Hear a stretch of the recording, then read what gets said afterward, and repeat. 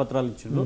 ఆ తర్వాత ఒక హెల్త్ సెక్టార్లో నర్సింగ్ ఆఫీసర్స్ ఒక దాని ఫలితాలు వెల్లడి కాలేదు. ఈ రకంగా అడుగడుగున మోసపోతూనే ఉన్నాం. మోసపోయి గోసపడ్డము, చాలా ఇబ్బందులు పడ్డము. వీళ్ళు 2 లక్షలు ఇస్తా ఉన్నారు. 2 లక్షలు కాదు కదా, కేవలం వాళ్ళు ఇచ్చిన ఏంటంటే 11,600 మాత్రమే ఇచ్చారు. అందులో నియామక పత్రాలు 5,900 మాత్రం నియామక పత్రాలు ఇచ్చారు. అది కూడా డిఎస్సి. అయితే ఇక్కడ గ్రూప్ 1 దాంట్లో మీరు అన్నారు కాబట్టి తెలుగులో ఉన్నాం, మనం తెలుగు చదువుతూ ఉన్నాం. చిన్నప్పటి నుండి కూడా తెలుగు మీడియం నుంచి వచ్చిన అభ్యర్థులు ఎక్కువ ఉంటారు. కానీ తెలుగు మీడియం నుంచి చాలా మంది అభ్యర్థులు వస్తే సెలెక్ట్ కావాల్సింది ఎట్లా ఉంటుంది, సెలక్షన్ ప్రాసెస్ ఎట్లా ఉంటుంది, తెలుగుకు అన్యాయం జరిగిందా అంటే ఇక్కడ టీఎస్పీఎస్సీ చైర్మన్ చెప్తాడు, టీఎస్పీఎస్సీ లాయర్ చెప్తాడు, ఏమంటాడు, లేదు మన తెలుగే కాదని చెప్తాడు. ఇక్కడ చూడండి ఒకసారి ఇంగ్లీష్ మీడియం అభ్యర్థులు 12,381 మంది రాస్తే 563 మందిలో 506 మంది సెలెక్ట్ అయ్యారు. 89.88% ఇంగ్లీష్ మీడియం వాళ్ళు సెలెక్ట్ అయ్యారు. ఉర్దూ మీడియం వాళ్ళు 10 మెంబర్స్ రాస్తే ఒకరు సెలెక్ట్ అయ్యారు. తెలుగు మీడియం వాళ్ళు 8,694 మంది రాస్తే 56 మంది సెలెక్ట్ అయ్యారు. 9.95% మెంబర్స్. తెలంగాణలో ఉండి తెలుగులో రాయడము.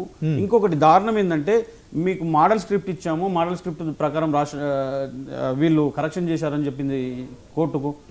అంటే ఎటువంటి ఇచ్చారు, ఏ మోడల్ స్క్రిప్ట్ ఇచ్చారు తీసుకురండి అని చెప్పిండ్రు. అంటే ఓన్లీ ఇంగ్లీష్ తీసుకుపోయి ఇచ్చిండ్రు. మరి తెలుగు వాళ్ళు ఎట్లా రాశారంటే మాతోనే తెలుగు వాళ్ళు రాసిన స్క్రిప్ట్ ఉంది, ఉర్దూ వాళ్ళు రాసిన స్క్రిప్ట్ ఉంది, అట్లానే ఉర్దూ వాళ్ళు మోడల్ ఆన్సర్ ఉంది, తెలుగుది మోడల్ ఆన్సర్ ఉంది. అంటే మీరు ఒకసారి తెచ్చేయండి అంటే మళ్ళీ మాట మార్చింది. అంటే టీజీపీఎస్సీలో ఏదో జరిగింది అనడానికి కోర్టే చెప్పింది, ఏదో జరిగింది. నిన్న క్లియర్గా జడ్జిమెంట్లో చూస్తే ఏం చెప్పింది, జడ్జిమెంట్ కాపీసార్లు చాలా రాత్రి చదువుతుంటే నాకు అనిపించింది ఇన్కన్సిస్టెన్స్ స్టేట్మెంట్ అండ్ కాంట్రాడిక్టరీ స్టేట్మెంట్స్ ఇచ్చిండ్రు టీజీపీఎస్ నుంచి. కోర్టు చెప్పిన మాట ఇవన్నీ కూడా ఇచ్చిందని చెప్తూ దాంతో పాటు ఇంకొక మాట చెప్పింది, చాలా దారుణం అనిపించింది. ఇక్కడ చూడండి పేజీ నెంబర్ మీరు కావాలంటే కూడా చూసుకోవచ్చు. పేజీ నెంబర్ 220లో ఒక మాట చెప్పింది. పేజీ నెంబర్ 220 369 పారా నెంబర్లో ఒక మాట చెప్పింది. Commission while conducting the group 1 mains examination had not maintain in transparency, integrity, acted in the biased manner and deviated their own rules. అంటే మీరు ట్రాన్స్పరెన్సీ లేదు, ఇంటిగ్రిటీ లేదు, యాక్టెడ్ ఇన్ బయాస్ మేనర్గా మీరు యాక్ట్ చేసిండ్రు. ఆ తర్వాత మీ రూల్స్ మీరే ఇది చేసుకున్నారని చెప్తూ 371 పారాలో, సేమ్ పేజీలో 371 పారాలో మళ్ళొక మాట చెప్పింది. They have been to incident of cancellation of group 1 exam. The commission has not learned from it previous experience. 2 సార్లు గ్రూప్ 1 ఎగ్జామ్ క్యాన్సిల్ అయిపోయింది, అయినా కూడా కమిషన్ నేర్చుకోలేదు, మీ పైన ఎట్లా నమ్మకం పెట్టాలని కోర్టే ప్రశ్నించింది. ఓకే, సో ఫైనల్గా మీరు నిరుద్యోగ జేఏసీ నాయకులుగా, రాష్ట్ర నాయకులుగా మీ డిమాండ్ ఏంటి చెప్పండి. మా డిమాండ్ మొట్టమొదటిసారిగా ఇప్పుడు గ్రూప్ 1 తీర్పు ఉంది కాబట్టి ఫస్ట్గా చెప్పాల్సింది ఏంటంటే గ్రూప్ 1 తీర్పులో వచ్చినటువంటి 2 ఆప్షన్స్ ఇచ్చింది. నెంబర్ 8 నెలల లోపల రీవాల్యుయేషన్ చేయాలి లేదా రీమెయిన్స్ పెట్టాలని. మా డిమాండ్ ఏంటంటే రీవాల్యుయేషన్ చేస్తే మళ్ళీ అటు ఇటు కూడా కావచ్చు, మళ్ళీ కోర్టుకు వెళ్ళే అవకాశాలు ఉంటాయి. అందుకే మా డిమాండ్ ప్రధానంగా రీమెయిన్స్ పెట్టాలి. రీమెయిన్స్ పెడితే మేము చదువుకొని రాస్తాం. దాంతోపాటు ఈ స్థానిక సంస్థల ఎన్నికల లోపల ఓన్లీ గ్రూప్ 1 మాత్రమే కోర్టు కేసు ఉంది, గ్రూప్ 2 మాత్రమే కోర్టు కేసు ఉంది.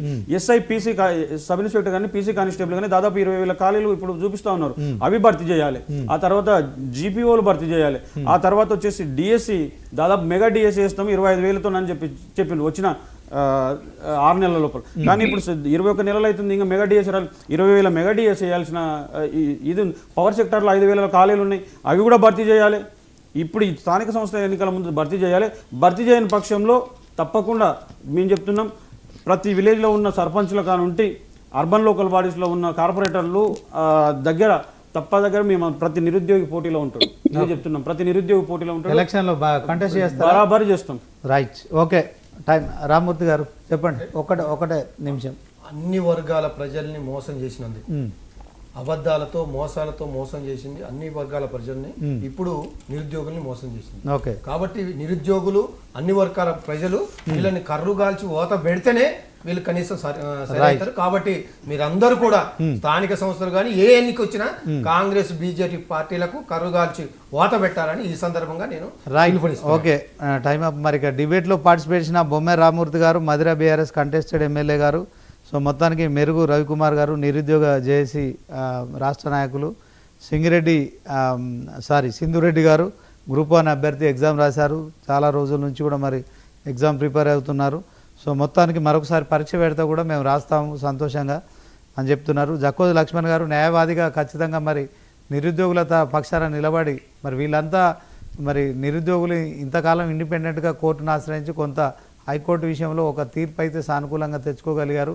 ఇదే అంశంలో మీరు మీ తోడ్పాటు ఉండాలని కూడా కోరుకుంటున్నాం. సో మొత్తానికి గ్రూప్ 1 ఫలితాల విషయంలో హైకోర్టు తీర్పు అయితే కొంత మరి టీజీపీ